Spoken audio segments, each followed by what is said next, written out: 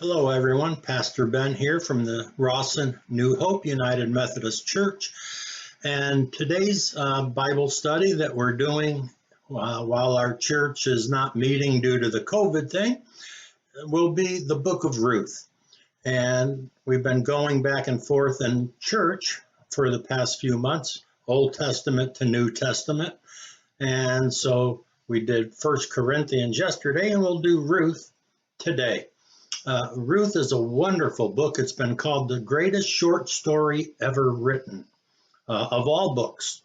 And because of its simplicity and its power and the emotions that are through it, but also the meaning that is there for generations to generations, even to our generation. So, very important book.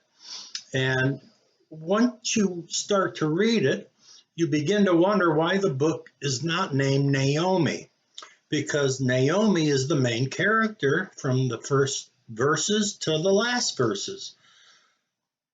Ruth is someone who becomes an important part of the book, but you wonder, why is the book named Ruth? And we'll talk about that in a few minutes. This story begins when Naomi and her husband Elimelech live in Bethlehem during the time of the Judges. It's before King Saul or the prophet Samuel or King David. It's in those early days of the Israelites being in the Promised Land. But a famine came. There was no food in Bethlehem. It's a desert area around a lot of Bethlehem. It's good fields for sheep when the rain is good. But right now there was no bread in Bethlehem, which is so interesting because the word Bethlehem means the house of bread, but it's a famine. So Elimelech and Naomi and their children, Mahlon and Chilion, two boys, and it's interesting, their names mean sickly and bad health, basically, because they must have had bad health. But they go to the country of Moab. They go east across the Jordan River into the land of Moab, which was a foreign country and often the enemies of Israel. So they go over there hoping that they can find a welcome and some food, and they do. And Mahlon and Chilion actually marry some Moabite women. And one of them marries a woman named Orpah, and the other one marries a woman named Ruth.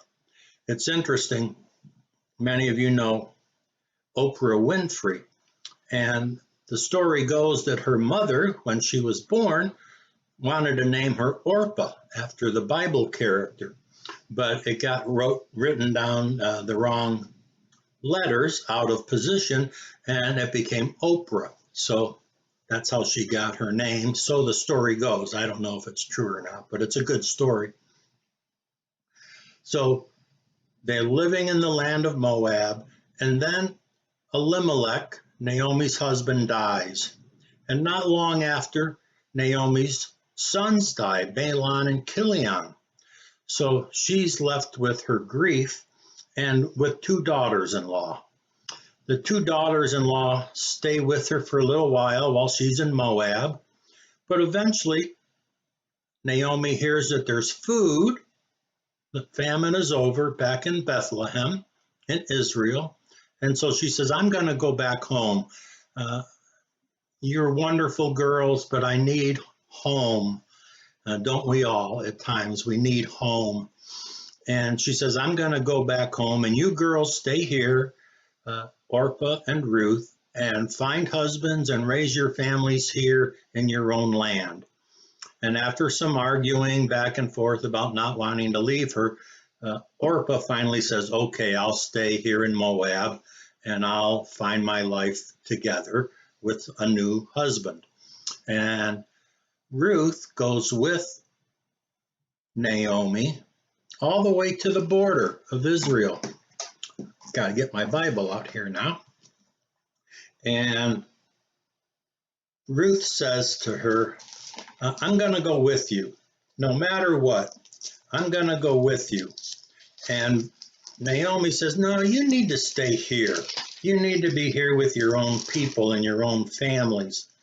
And I'll go back home to my people.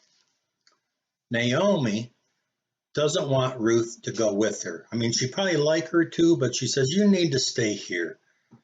Ruth says, no way. I'm going to go with you. And as they get to the border, Ruth says, no matter what, I'm following you.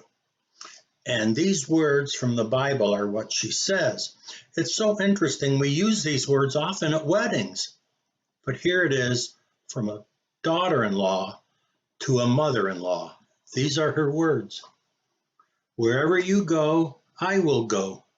Wherever you live, I will live. Your people will become my people, and your God will become my God. Wherever you die, I will die, and there I will be buried. May the Lord punish me if I do not keep my promise, because only death will be able to separate me from you. What love and devotion and commitment from a daughter-in-law to a mother-in-law. You know, sometimes we don't always have the best relationships with our in-laws. This is wonderful. It's just wonderful commitment story. So they go to Bethlehem, and as they get into town, people say, Naomi's back. Isn't it great? Here's Naomi. We have her back with us again. But Naomi says, don't call me Naomi, call me Mara, which means I've been forsaken. My grief is so bad that I'm just a shell of what I was because of my grief. And call me Mara. It's a very sad thing, but it's about grief, and we all know what grief can do to us. So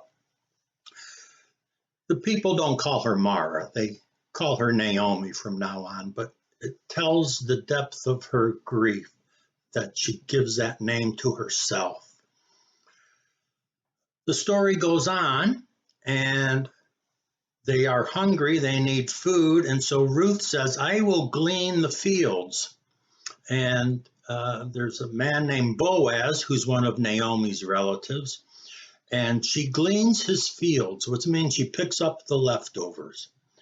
And as she's doing that one day, Boaz spots her, says, you've never been here before. And she says, oh, I'm with, Naomi, and I'm just trying to get some food.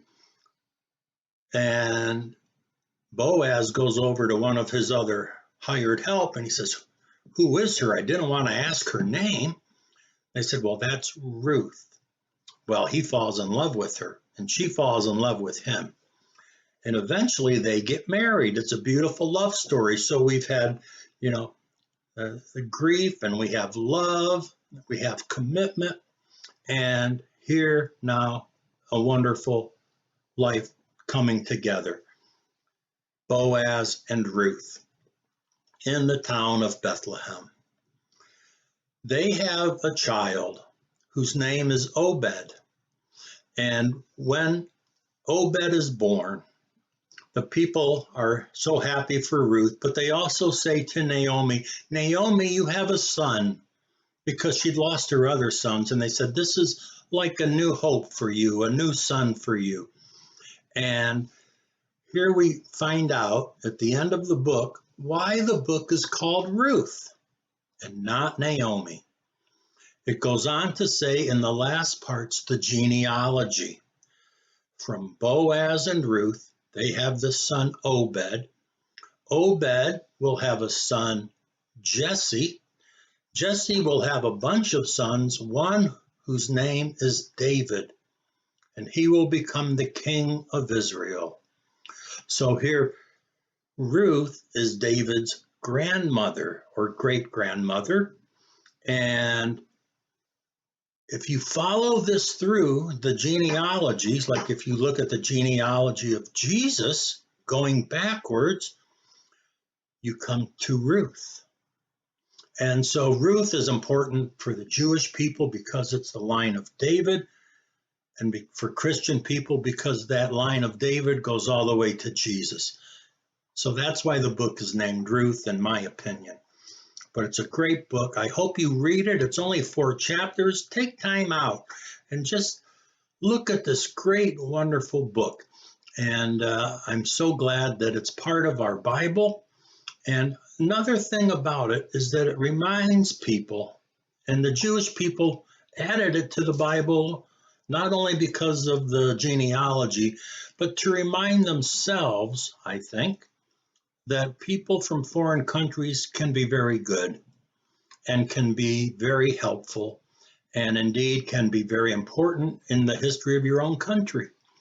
So it's a book that's open to foreigners, and it's to tell the nation of Israel and anyone who loves the Lord to be open to the foreigners, to people who are not the same as you. There were times in Israel's history when they did wall themselves off, when they protected themselves from outsiders because they were under attack, and they had to do that. Part of the reason this book was written was to remind them and us that we should be open and to know that people are good wherever they live, and that we should not judge someone just because they're from a certain country or a certain color or a certain place. So I thank God for this book. It's wonderful, and I